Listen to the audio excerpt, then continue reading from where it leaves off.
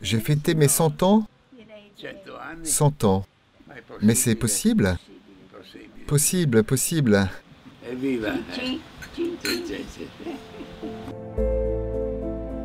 Danilo Zanzucchi et son épouse Anna Maria font partie des premières familles qui ont connu les focolari dans les années 50. J'ai toujours eu confiance en Anna Maria. Et elle m'a toujours fait confiance, même quand je me trompais. Mais c'est vrai, nous nous sommes aimés. Et le message que nous pouvons laisser à nos enfants, à nos familles, aux personnes qui nous connaissent, est celui-ci. Aimez-vous parce que ce bien demeure, même au-delà, même au paradis. Il reste même au paradis. Et lorsque nous y serons, nous serons heureux de nous être aimés.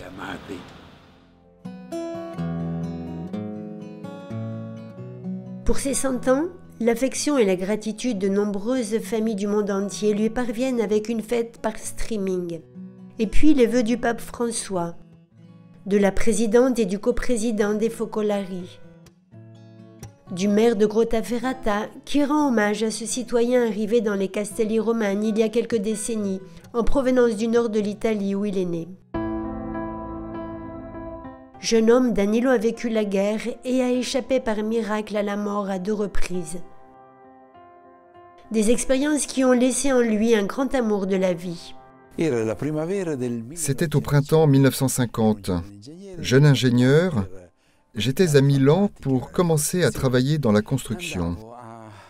J'allais manger dans un restaurant, il s'appelait Cardinal Ferrari, et j'y voyais toujours un groupe de jeunes réunis. Un soir, l'un d'entre eux s'approche de la table où j'étais installé. Il était 7 heures du soir et je voulais me coucher tôt, car j'étais mort de fatigue après le travail du chantier.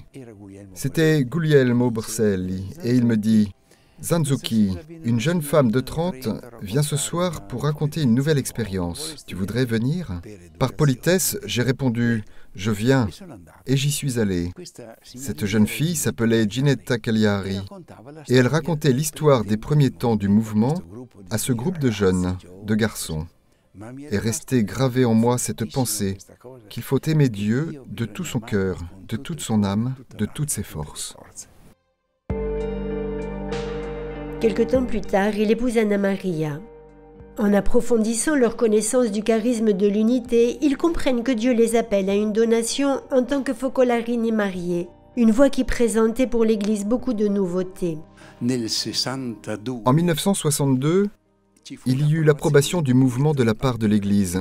Le Saint-Office, après de nombreuses études, l'approuva, mais nous, focolarini mariés, n'y étions pas inclus.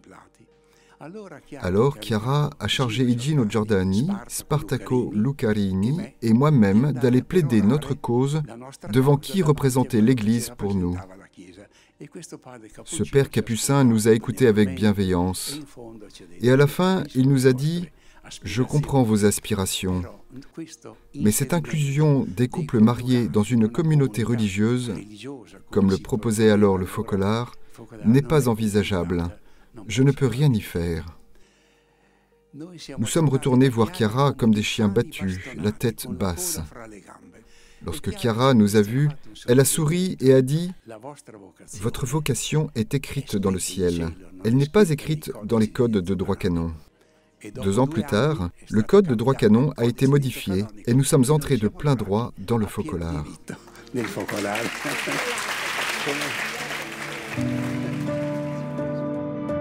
Danilo poursuit sa carrière. Il est ingénieur estimé, conseiller municipal, engagé dans l'église locale.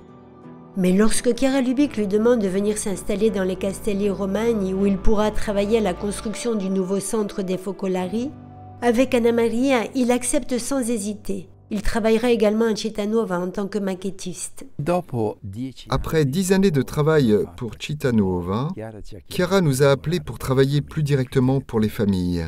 Et cela a été aussi une expérience formidable, car cela nous a amenés à parcourir le monde, à rencontrer des familles de tous les continents, de toutes les conditions. Mais l'impression que nous avons à chaque fois que nous faisons ces voyages est que, où que nous nous trouvions, nous sommes chez nous, car la famille que Chiara a construite est une famille universelle. Parmi les grandes passions de Danilo, il y a le dessin et la peinture. C'est quelque chose que j'ai hérité de maman. Et puis Chiara a perçu cette tendance artistique en moi et elle m'a confié, par exemple, la relation de l'idéal avec les gens du monde de l'art.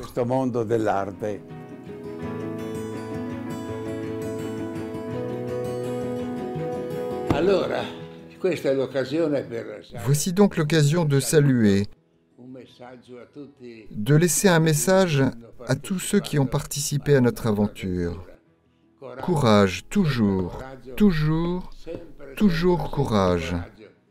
Car lorsque nous arriverons à la fin de notre vie, on nous demandera « Est-ce que tu as eu du courage ?» Et si nous répondons oui, nous serons heureux.